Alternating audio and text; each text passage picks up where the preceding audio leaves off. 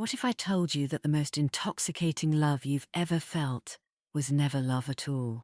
What if every tender smile was really a test, every question a quiet study of your soul? Some people don't fall in love, they construct it. They learn your patterns until they know exactly which version of themselves you will fall for. And when they do, they become everything you've ever wanted. They mirror your rhythm, echo your melody, play the song you've been waiting your whole life to hear. You call it love, he calls it destiny, but it's something far darker. Love bombing. A precise, calculated seduction that doesn't just capture your heart. It rewires your mind until your world becomes theirs. Anna meets David on her first day at work. The illusion is flawless until it cracks. His smile is magnetic. His voice is soft, attentive, warm. It wraps around her like a blanket. You said you love the smell of rain, he whispers the next morning. She wears green better than anyone, he says, brushing his fingers along her sleeve. The touch lingers just long enough to feel intimate, not inappropriate. Her heart begins to race. Have you ever met someone who made you feel like the only person in the world? Someone who looked at you as if the stars had finally aligned to bring you together. Each smile, each touch, each whispered word. Perfectly timed, perfectly crafted. Love bombing never begins with red flags. It begins with fireworks. The kind that light up your world just before they burn it down. It feels divine, dazzling, thrilling, impossible to look away from. That's how the trap is set. The glow blinds you.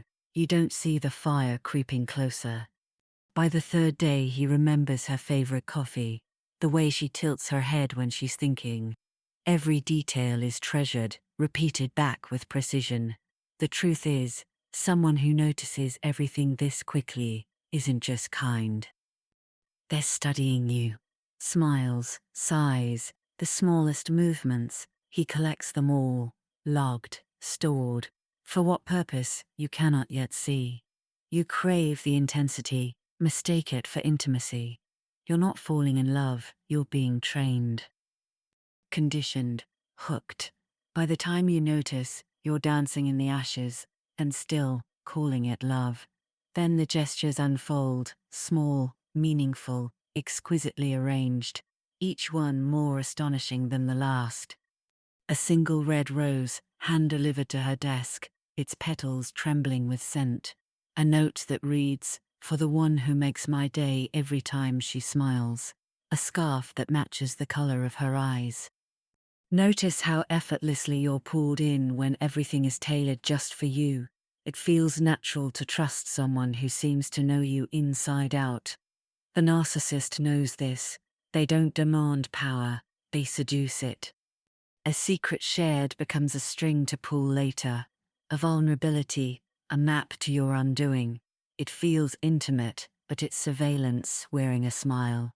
He watches the way your eyes light up, the words that make you soften, the silences that make you ache. What looks like affection is calibration, learning exactly how to make you feel chosen, only to use it to dominate you. Intimacy is strategy. The closer you get, the more predictable you become, and predictability is power. If he can anticipate your reactions, he can script them.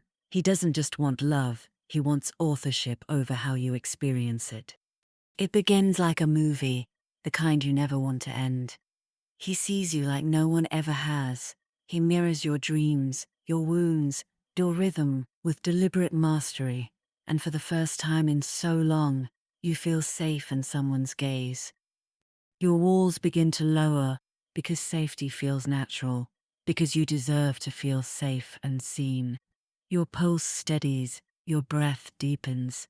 As if his presence gives you permission to rest, you start to breathe easier. Like a flower unfolding to the sun. This is what love is supposed to feel like, isn't it? If this sounds familiar, pause and breathe. You're not alone, and you're not imagining it, because what you felt was real. The joy, the butterflies, the rush, all real. But the intention behind it wasn't. Anna believes it all too. She believes she's found someone extraordinary, someone who loves her more than anyone else could. You think you've found the one. But really, you've been found by someone who needs to own you to feel whole. Control is his oxygen. Without it, he feels invisible. So he attaches himself to you, not to share love, but to draw life from your attention. He doesn't fall in love, he consumes it, draining you until it feels like there's nothing left. But remember this, your capacity for care, your ability to love deeply, to see goodness where others might not, that is not weakness. It's proof of your humanity. You love fully because your heart is generous, not blind. Your empathy is your brilliance, a light that can be dimmed, but never quite destroyed, misdirected, but never truly lost. Even when it's used against you, it remains the most beautiful thing about you. It's Friday evening. Anna walks out of the office, tired, yet satisfied. The sky glows a soft gold, brushing the city streets with warmth. Her phone buzzes, a message from David. I thought you might need a little escape tonight. Confused, she steps around a corner, and there he is, standing by a small, quiet cafe, holding a cup of her favorite coffee, the foam carefully swirled, the scent rich and comforting. Thought you could use a pause, he says, his voice low, gentle. You've been working too hard. He motions towards a quiet corner table, secluded, away from the hum of the city. As she sits, he pulls the chair out for her, an effortless attentiveness that makes her feel cherished. The first sip of the coffee hits her, warm and familiar, but in this moment, it feels like a gift curated just for her. The foam brushes her lips, the aroma curling into her senses, grounding her while drawing her deeper into his orbit. He listens with a careful intensity, a focused softness, his eyes never straying, as if he's memorizing her. She speaks about her week, her small triumphs, the frustrations she barely shared with anyone else.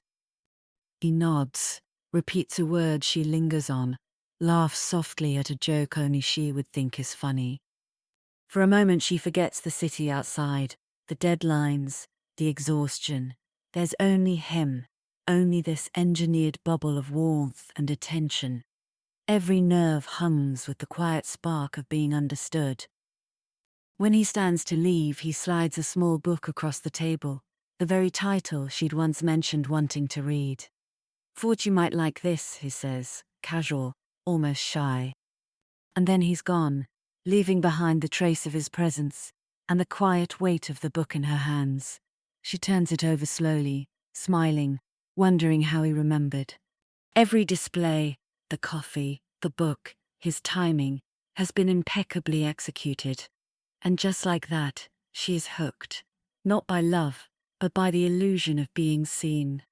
Every story of control begins like this, not with cruelty, but with charm that feels like fate. She doesn't know it yet, but what feels divine will soon become demand. Love bombing feels like love, so flawless, it silences your doubt. Attention so intoxicating, it feels like air. You don't think twice, you breathe it in. And that's how the cage closes.